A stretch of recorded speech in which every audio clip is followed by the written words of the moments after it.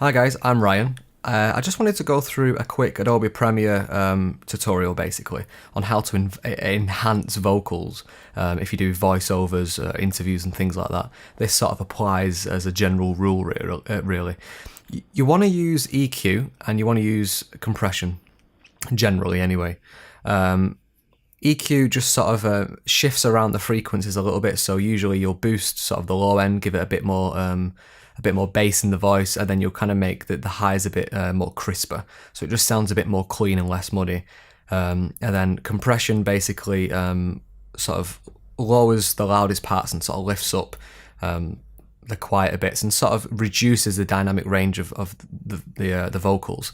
So instead of people talking loud and quiet and loud and quiet, it makes it a bit more even and consistent. So I'm going to go through what I use. For example, what I'm going to be using on this video. It's very simple. I just use a lot of the presets in Premiere. I do recommend using something like Pro Tools if you have it. The only thing with Pro Tools is it's expensive and it's a new software to learn. And if you're someone like me who isn't really a sound guy but knows how to get good recordings and I know I can get what I want to achieve in Premiere Pro. So I've got an audio recording here. It's only short. I'm just going to make this a little bit bigger just so it's a bit easier to see.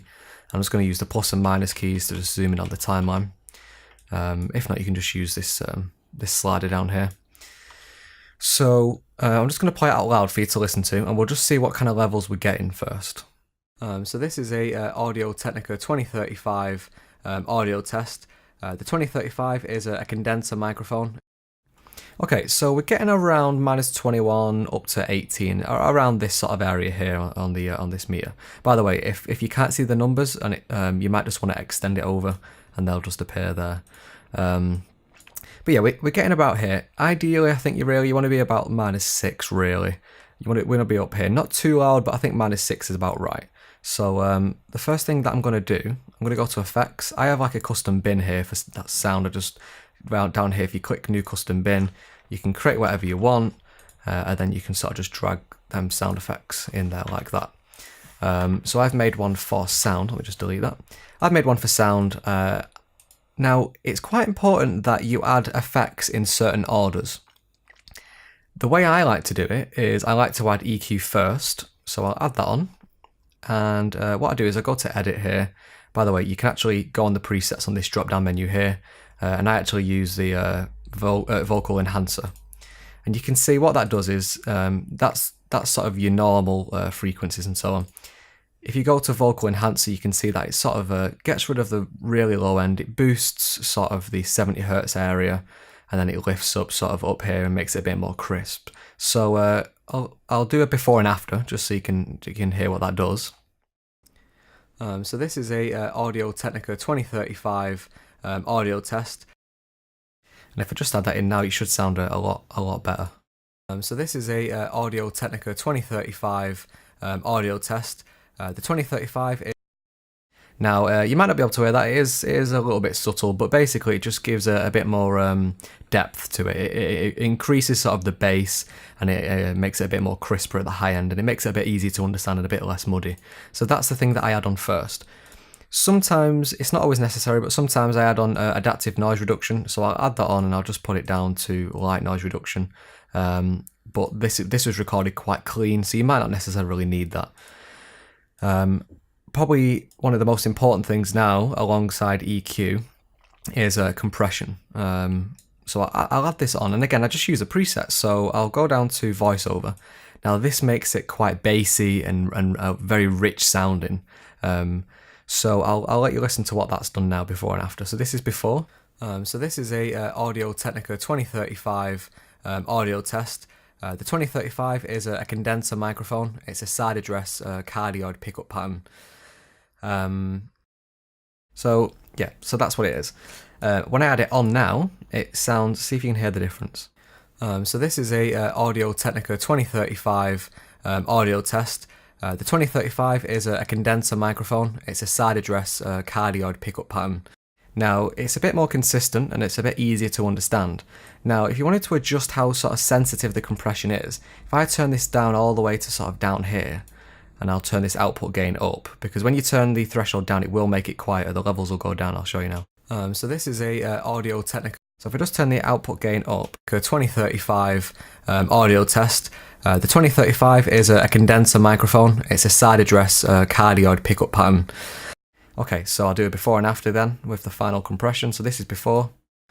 So this is a Audio-Technica 2035 audio test. The 2035 is a condenser microphone. It's a side address cardioid pickup pattern, and then with compression added. So this is a Audio-Technica 2035 audio test. The 2035 is a condenser microphone. It's a side address cardioid pickup pattern. Okay, so the threshold basically, as far as I'm aware, adjusts how sensitive the compression is. So if you put it all the way up to, sort of like up here to -10.0, you add in a little bit of compression. If you turn it all the way down to like -40, it's going to sound very, very, very compressed. I think the sweet spot personally, for my voiceovers is about 20, but I speak quite consistently. I have actually had jobs where I've recorded someone in an interview and they've spoke so quiet, then so loud. And it was an absolute nightmare, so I used an absolute ton of compression to even the levels out, and it worked great. So I'll do a complete before and after, and you can have a listen to this. So this is with no effects. So this is a Audio-Technica 2035 audio test. The 2035 is a condenser microphone. It's a side address cardioid pickup pattern. And then with all the effects added, it will sound louder, but it should sound a lot cleaner. So this is a Audio-Technica 2035 audio test. The 2035 is a condenser mic. Now that's a bit too loud for me. It was starting to clip a little bit up here. So what I'm going to do is I'm just going to turn that down as I'm playing it on the output gain here. So this is a Audio-Technica 2035 audio test. The 2035 is a condenser microphone. It's a side address cardioid pickup pattern. So now I'm getting around between about -6, -9, about that sort of area. So it gives me a little bit of room, but it's not too loud and in your face. I find that's a bit of a sweet spot personally. So yeah, that's it really. Like I say, I do recommend Pro Tools for more advanced audio stuff. But if you're like me and you just do some voiceover stuff, a bit of commentary, if you're just someone who streams games or even just if you film interviews like I do sometimes, I'm expected to record the sound as well. I use like a little lav mic. These are the sort of presets that I use in Premiere, and it just means that I don't have to keep switching to and from programs because one, it's quite expensive, it takes up time, and I think personally if you record the audio well in the first place and it's nice and clean and you're getting a good signal to noise ratio, then these presets are more than good enough for what you'll need. So thanks guys, so comment, like and subscribe. If you've got any questions, drop them down in the comments and I'll try and answer you as best as I can. I'm not an audio expert whatsoever. I know bits and bobs, so hopefully I can help you. Cheers guys.